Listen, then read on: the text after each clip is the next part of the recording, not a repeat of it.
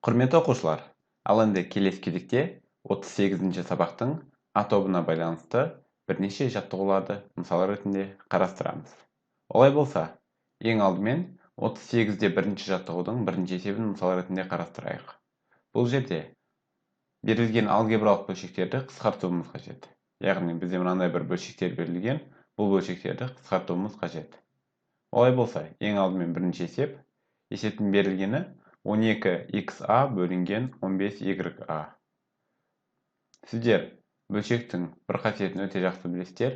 Бөлшектің алымында бөлімінде бір санға көбейтіп, немесе бөлсе, оның мәні өзгермейтінін. Сол себепті бұл жерде бөлшектің бөліміндегі 15-ті және алымындағы 12-ні екеуін бірдей 3 деген санға бөліп жаза аламыз. Сонда 15-ті 3-ке бөлетін болсақ, онда 5 деген сан қалады. Ал алымдағы 12-ні 3-ке бөлетін болсақ, 4 болады. 15-тен 12-ні қысқарттық 3-ке, сол кезде 5-тен 4 деген жауап шықты. Және бұл жерде А мен А бір-біріне бөлініп жойылып кетеді, сол кезде X пен Y қалады.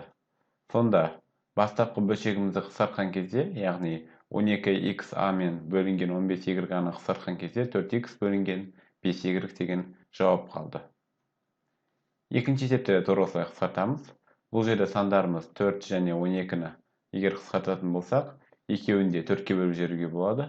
Сонда бөлшектің бөлімінде 12-ні 4-ке бөлсек 3 қалады, ал алымында 4-ті 4-ке бөлсек 1 қалады. Біз 1-ді қазірге жазбаймыз. Өйткені 1 деген коэффициент жазылмайтынын жақсы білесіздер. Және бұл жерде бөлшектің алымындағы x-тің екінші дәрежесімен бөлімдегі x қысқарып кетеді. Сол кезде a бөлінген y қана қалады. Бөлшектің алымында минус a қалды, коэффициенті 1, сол үшін жазылмайды. Бөлінген 3y. Екінші өрнегімізде қысқартып жазып алдық.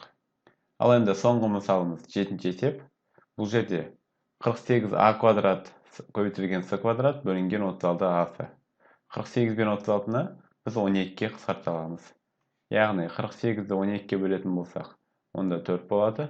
36-ны 12-ке бөлетін болсақ, 3 болады. Бұл жерде бөлшектің алымындағы a-ның квадраты мен бөліміндегі a қысқарып кетеді. Сол кезде бөлшектің алымында a-ның өзі қалады. Және де бөлшектің алымындағы s-ның квадраты мен бөліміндегі s қысқарып кетеді. Және де бөлшектің алымына s-ның өзін жазамыз, бірінші дәрежесін. Өйткені квадраты мен бөлшектің бөліміндегі s қысқарып кетті. Сонда 7-ші есебімізде бөлшекті қысқартқан кезде 4ac бөлінген 3 деген жауап қалады. Ал енді келесі 38-де екінші жаттығу. Бұл жерде де біз бөлшектерді қысқартуымыз қажет. Ол үшін бірінші есепті жазайық. 18 бен 24, ол екеуінде 6-ға қысқартып жіберуімізге болады. 18-ді 6-ға бөлетін болсақ, онда 3 болады. Ал 24-ді 6-ға бөлетін болсақ, 4 қалады. Сонда 24-тен 18-ді қысқартатын болсақ, 4-тен 3 деген бөлшек шығады. Және бұл жерде бөлшектің алымындағы s мен бөлшектің бөліміндегі s қысқарып кетеді. Бөлшектің алымында b-ның өзі қалады. Және келесі 4-ші есеп. Бұл жерде ең алдымен 21 және 27 деген сандарды екеуінде 3-ке қысқартайық. Яғни 27-ні 3-ке бөлсек, алымында 9 деген сан қалады. Ал бөліміндегі 21-ді 3-ке бөлетін болсақ, онда 7 қалады. 21-ден 27-ні 3-ке қысқарттық, сол кезде 7-тен 9 деген сан шықты. Бөлшектің алымындағы x-тің квадраты мен бөліміндегі x қысқарып кетеді. Сол кезде бөлшектің алымындағы x-тің өзі қалады. Және де бөлшектің алымындағы y пен бөлшектің бөліміндегі y-тің 3-ші дәрежесі қысқарып кетеді. Бұл кезде бөлшектің бөлімінде y квадрат қалады. Мінекей біз берілген бөлшекті қысқартқан кезде 7y квадраттан 9x деген жауапты алдық.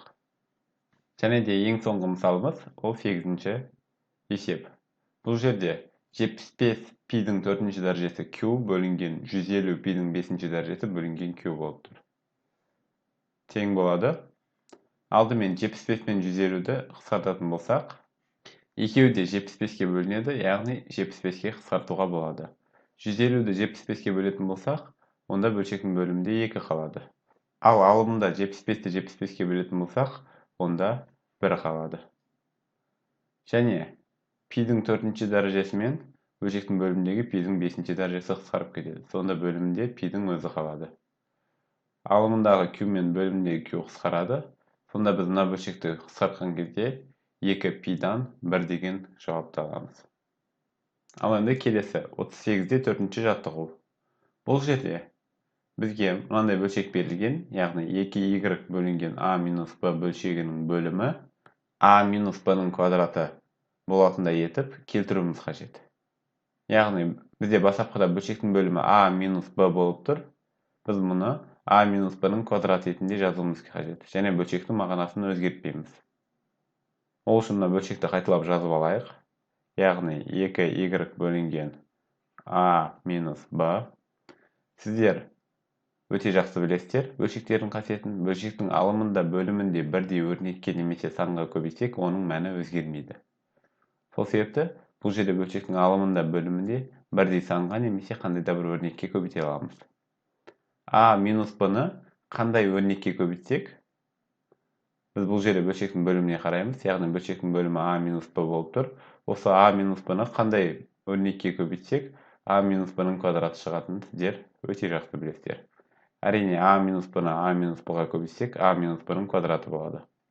Сол себепті бөлшектің бөлімінде көбейту a минус b, алымына да a минус b-ны көбейту ретінде жазамыз. Өйткені бөлшектің алымында бөлімінде бірдей өрнекке көбейтіп отырмыз.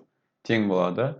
Бөлшектің бөліміндегі a минус b мен a минус b-ны бір-біріне көбейтетін болсақ, онда a минус b-ның квадраты болады. Ал алымында орналасқан a минус b-ны 2y-ға көбейтетін болсақ, онда 2y-ді ең алдымен a-ға көбейтеміз. Онда 2ay болады. Ал 2y-ді минус b-ға көбейтетін болсақ, онда минус 2by болады. Мінекей бұл жерде көріп отырсыздар, бөлшектің бөлімін a минус b-ның квадратына келтіріп алдық. Және де бөлшектің мағынасы өзгерген жоқ. Өйткені бөлшектің алымында бөлімінде бірдей өрнекке көбейтіп отырмыз. Сол себепті бөлшектің мәні өзгермеді деп айта аламыз. Тек қана бөлімін a минус b-ның квадратына келтіріп алдық. Және 4-ші есеп. Бұл жерде бөлшектің алымында 4b тұр, бөлімінде a квадрат минус ab плюс b квадрат. Бөлшегін бөлімі a куб минус b куб болатындай етіп түрлендіруіміз қажет. Егер сіздер бұл жерде байқап қарайтын болсаңыздар, мына жерде екі өрнектің кубының айырымының жартылай формуласын беріп тұр. Екі өрнектің кубының айырымының формуласын еске түсірейік. Яғни a куб минус b куб, екі өрнектің кубтарының айырымы тең болады. Бірінші жақшада a минус b көбейтілген, екінші жақшада a квадрат қосылған ab қосылған b квадрат болатын. Мінекей көріп отырсыздар, бұл жерде ең алдымен a минус b және a квадрат қосылған ab қосылған b квадрат өрнегі болып тұр. Ал біздің бөлшегімізде a квадрат қосылған ab қосылған b квадрат өрнегі бар. Мұны бірінші жақшадағы өрнекке көбейтетін болсақ, онда бөлшектің бөлімі a куб минус b кубқа өзгереді. Сол себепті бөлшектің алымында бөлімінде a минус b-ға көбейтсек жеткілікті. Яғни ол үшін ең алдымен бөлшектің өзін жазып аламыз. 4b бөлінген a квадрат қосылған ab қосылған b квадрат. Жаңа ғана айттық, бөлімінде алымында a минус b-ға көбейтсек жеткілікті. Яғни мынаны бір жақша ретінде қарастырамыз. a минус b көбейтілген бөлшектің алымында да a минус b. Тең болады. Бөлшектің бөлімі екі өрнектің кубтарының айырымының формуласына келіп отыр. a куб минус b куб. Ал бөлшектің алымын көбейтетін болсақ, 4b-ны a-ға көбейтетін болсақ, 4ab болады. Ал 4b-ны минус b-ға көбейтетін болсақ, онда минус 4b квадрат болады. Мінекей біз бастапқыда берілген бөлшектің бөлімін a куб минус b куб болатындай етіп түрлендіріп жазып алдық. 7-ші есепте тура осылай, минус 4π бөлінген π қосылған екі бөлшегінің бөлімін 4 минус π квадратқа келтіруіміз керек. Ол үшін ең алдымен π қосылған екіні қандай өрнекке көбейтсек, 4 минус π квадрат шығатынын ойлап көрейік. 4 минус π квадрат дегенді біз 2-нің квадраты минус π-дің квадрат деп түрлендіретін болсақ, онда бұл 2 минус π бөлінген 2 минус π көбейтілген 2 плюс π-ді береді. Яғни екі өрнектің квадраттарының айырымының формуласына келіп отыр. Ал бізде π қосылған 2 бар. Бұл жерде қосылғыштардың орнын ауыстырып 2 қосылған π деп жаза аламыз.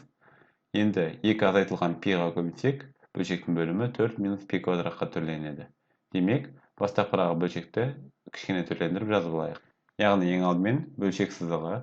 Алымында минус 4 пи бар, а бөлімде мына формулаға келу үшін қосылғыштардың орнын ауыстырып жазайық. Яғни 2 қосылған пи деп жазамыз. Енді бөлшектің бөлімі 4 минус пи квадратқа түрлену үшін оның алымында бөлімінде 2 минус пиға көбейтеміз. 2 минус пи көбейтілген алымында 2 минус пи. Олай болса, бөлшектің бөлімі 2 плюс пи көбейтілген 2 минус пи, олар формулаға келіп отыр. А квадрат минус б квадраттың формуласын береді. Яғни 2-ның квадраты минус пидің квадраты. Ал енді алымындағы минус 4 пиді 2-ге көбейтетін болсақ, онда минус 8 пи.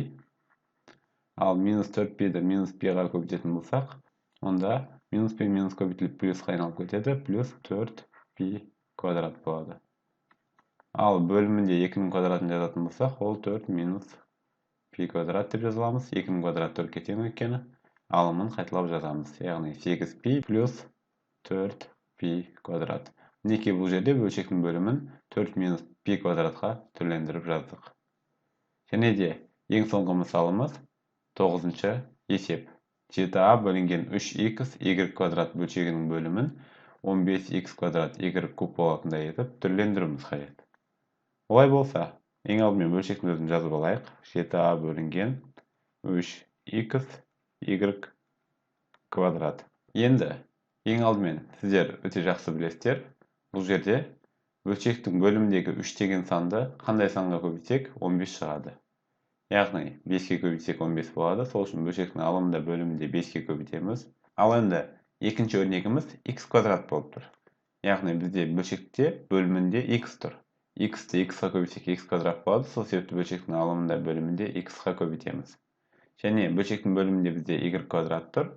Ал біз оны y кубқа түрлендіруіміз керек. Және де бөлшектің бөлімін y-қа көбейтсек, онда біздің y квадратымыз y кубқа түрленеді. Сол үшін бөлшектің бөлімінде алымында 5x y-қа көбейтсек жеткілікті. Яғни 3-ке 5-ті көбейтетін болсақ 15 болады. X-қа x-ті көбейтсек x квадрат болады. Ал y квадратқа y-ті көбейтсек, онда y куб болады. Алымында 7-ге 5-ті көбейтеміз 35. А-ға x y-ті көбейтетін болсақ, ax y болады. Мінекей, бөлшектің бөлімі бастапқыда 3x y квадрат болатын. Біз оның алымында бөлімінде бірдей өрнекке көбейтіп, бөлімін 15x квадрат және y куб деген өрнекке келтіріп жазып алдық. Және де ең соңғы жаттығуымыз 38-де 5-ші жаттығу. Бұл жерде бөлшек рационал өрнекті ықшамдауымыз қажет. Бірінші есеп. X-тің 7-ші дәрежесі қосылған X-тің 5-ші дәрежесі. Бөлінген x-тің 4-ші дәрежесі қосылған x квадрат. Бұл жерде көбінесе оқушылар қателік жіберіп, мысалы үшін x-тің 7-ші дәрежесімен мына жерде тұрған. Және x-тің 4-ші дәрежесін қысқартып жібереді. Бұлай қателік жіберуге мүлдем болмайды. Өйткені, егер де бөлшектің алымында өрнектер қосылып тұратын болса, біз ол кезде оларды қысқарта алмаймыз. Тек қана өрнектер бір-біріне көбейтіліп тұрған кезде ғана біз оларды қысқарта аламыз. Сол үшін бұл жерде бөлшектің алымы мен бөлімін түрлендіріп жазып алуымыз қажет. Ешқандай формулаға келмей тұр бөлшектің алымында бөлімі де. Сол үшін бұларды түрлендіреміз. Түрлендірген кезде жақшаның сыртына ортақ көбейткішті шығаруымыз қажет. Яғни, бөлшектің алымынан жақшаның сыртына қандай ортақ көбейткішті шығарсақ, бұл бөлшектің бөліміне ұқсас өрнек болады. Бөлшектің алымында x-тің 7-ші дәрежесі тұр, ал бөлімде x-тің 4-ші дәрежесі. Яғни x-тің 3-ші дәрежесін шығарып жіберуге болады. Жақшаның сыртына көбейткіш ретінде. Сол кезде x-тің 7-ші дәрежесінің орнында x-тің 4-ші дәрежесі қалады. X кубты x-тің 4-ші дәрежесіне көбейтсек, бастапқы x-тің 7-ші дәрежесі шығады. Ал x-тің 5-ші дәрежесінен x-тің 3-ші дәрежесін шығарып жіберсек, онда x квадрат қалады оның орнында. Мінекей бөлшектің алымынан жақшаның сыртына x кубты шығарып жазып алдық. Ол кезде жақшаны қайта ашатын болсақ, бастапқы өрнек келіп шығады. Бөлшектің бөлімінде x-тің 4-ші дәрежесі қосылған x квадрат өрнегін қайтып жазамыз. Мінекей енді бұл жерде ұқсас өрнектер пайда болды және алымында x куб пен x-тің 4-ші дәрежесі қосылған x квадрат енді көбейтіліп тұр. Сол себепті бұл жерде қысқарта аламыз. Яғни x-тің 4-ші дәрежесі қосылған x квадрат пен бөлшектің бөліміндегі x-тің 4-ші дәрежесі қосылған x квадрат қысқарып кетеді. Сол кезде x куб деген жауабымыз қалады. Келесі есеп, яғни үшінші есеп. Бұл жерде бөлшектің алымында a-ның 7-ші дәрежесі минус a-ның 10-ші дәрежесі, бөлімінде a-ның 5-ші дәрежесі минус a квадрат. Бұл жерде де ешқандай формулаға келмей тұр, яғни түрлендіруіміз қажет. Дегенмен, бөлшектің алымында мысал үшін түрлендіретін болсақ, a-ның 7-ші дәрежесі минус a-ның 10-ші дәрежесінен біз жақшаның сыртына мысал үшін a-ның 5-ші дәрежесін шығарып жіберейік. Егер де a-ның 5-ші дәрежесін ойша шығаратын болсақ, a-ның 5-ші дәрежесін егер де шығаратын болсақ, ол кезде бөлшектің бөлімінде a-ның 7-ші дәрежесінің орнында a квадрат қалады, ал a-ның 10-ші дәрежесінің орнында минус a-ның 5-ші дәрежесі қалады. Жақшаны ашатын болсақ, бастапқы өрнегіміз қайтып шығады. Дегенмен, көріп отырсыздар, жақшаның ішінде a квадрат минус a-ның 5-ші дәрежесі, ал бөлшектің бөлімінде a-ның 5-ші дәрежесі минус a квадрат, яғни орындары керісінше ауысқан. Сол себепті жақшаның сыртына a-ның 5-ші дәрежесін емес, минус a-ның 5-ші дәрежесін шығарған дұрыс болып саналады. Сол үшін біз бөлшектің алымына минус a-ның 5-ші дәрежесін шығардық. Минус таңбаны жақшаның сыртына шығарған кезде азайғыш пен азайғыштың орындарын ауыстырып жазуға болады. Яғни бірінші a-ның 10-ші дәрежесін жазамыз, бірақ та a-ның 10-ші дәрежесінің біз 5-ші дәрежесін жақшаның сыртына шығарып жібердік. Сол себепті a-ның 5-ші дәрежесі қалады. Азайтылған. Енді a-ның 7-ші дәрежесінен a-ның 5-ші дәрежесін жақшаның сыртына шығарып жібердік. Ол кезде a квадрат қалады. Бұл жерде жақшаны көбейтіп қайтып ашатын болсақ, бастапқы өрнегіміз шығу қажет. Яғни минус a-ның 5-ші дәрежесі көбейткен a-ның 5-ші дәрежесі, бұл жерде минус a-ның 10-ші дәрежесі шығады. Ал минус a-ның 5-ші дәрежесінен көбейтеміз a квадратты, минус a квадратты. Ол кезде плюс a-ның 7-ші дәрежесі болады. Мінекей, біз жақшаны ашатын болсақ, бастапқы өрнегіміз келіп шығады. Біз оларды тек қана түрлендіріп жазып алдық. Және де бөлшектің бөлімінде a-ның 5-ші дәрежесі минус a квадрат өрнегін қайтып жазамыз. Бұл жерде a-ның 5-ші дәрежесі минус a квадраттар қысқарып кетеді. Сол кезде минус a-ның 5-ші дәрежесі деген өрнегіміз қалады. Ең соңғы 6-ші мысал. Бұл жерде бөлшектің алымында 4, жақшаның ішінде a минус b-ның квадраты. A бөлімінде 2b минус 2a берілген. Яғни бөлшектің алымы формулаға келіп тұр, бірақ бұны формуламен ашатын болсақ, өрнек күрделі болып кетеді. Бөлшектің бөлімімен қысқарта алмаймыз ол кезде. Бұл жерде тек қана түрлендіруіміз қажет. Түрлендіру үшін ең алдымен алымын қайталап жазып алайық. Яғни 4 жақшаның ішінде a минус b-ның квадратын қайталап жазып аламыз. Бөлшектің бөлімінен егер 2-ні жақшаның сыртына шығаратын болсақ, бұл жерде b минус a болып қалады. А бізге қысқарту үшін a минус b керек. Сол себепті біз 2-ні емес, минус 2-ні шығарамыз, минус таңбасымен қоса. Жаңа ғана айтып кеттім, егер де біз жақшаның сыртына минус таңбасын шығаратын болсақ, азайғыш пен азайғыштың орындары ауысады. Яғни b мен a-ның орындарын ауыстырып жазуға болады. Сонда a минус b қалады. Бөлшектің алымындағы a минус b-ның квадраты мен бөлшектің бөліміндегі a минус b-лар қысқарып кетеді. Және де 4 пен минус 2 бір-бірімен қысқарып кетеді. Бұл кезде минус 2 қалады. Және a минус b. Өйткені 4-ті минус 2-ге бөлсек минус 2 шықты. A минус b-ның квадраты мен a минус b қысқарып кетіп, a минус b-ның өзі қалды.